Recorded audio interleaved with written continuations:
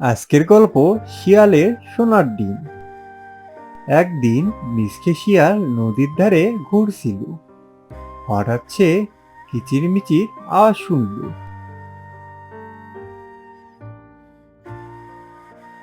টুনটুনি পাখি তো খুব অস্থির। সে গাছের দিকে তাকিয়ে দেখলো টুনটুনি খুব চিন্তিত। মিসকে জিজ্ঞেস করলো, কি হলো টুনটুনি, এত ভয় পেয়েছো কেন? টুনটুনি বলল, আমার বাসায় আজ সকালে একটা সোনার ডিম পড়েছি। আমি জানি না এটা কিভাবে এলো। মিসকে অবাক হয়ে গেল, সোনার ডিম, এটা কিভাবে সম্ভব? মিসকে টুনটুনির বাসার দিকে তাকিয়ে দেখল, সত্যই একটা চকচকে সোনার ডিম। এটা কি আসলেই সোনা, নাকি এটা কোনো জাদু? সে বানরের কাছে গেল। বানর সব জানে। বানর বলল, এই ডিম সাধারণ নয়, এটা একটা জাদুর ডিম। যে এটা কাছে রাখবে সে অনেক ভাগ্যবান হবে।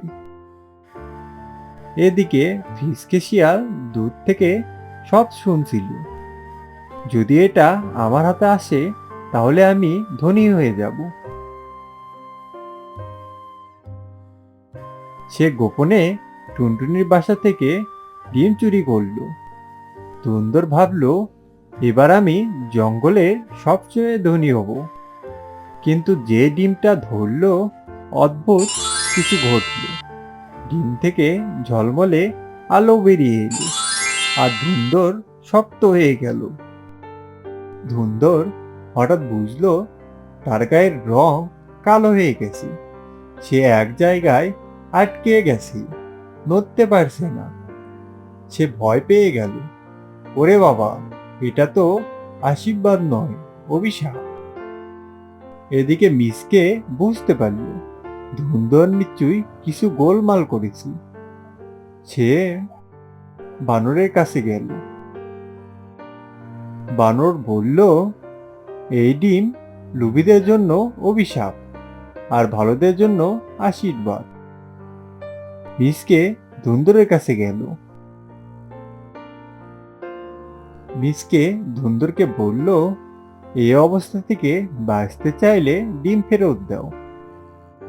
অবাক করার মতো ব্যাপার হলো, ডিম আবার স্বাভাবিক হয়ে গেল, আর ধুন্দরের গায়ের রঙও আগের মতো হয়ে গেল। মিসকে মুচকি হেসে বলল, সোনার ডিম থাকলে কেউ রাজা হয় না, ভালো মনের মানুষই আসল রাজা। টুনটুনি খুশি হয়ে বলল, এবার আমার বাসায় শান্তি ফিরে এলো।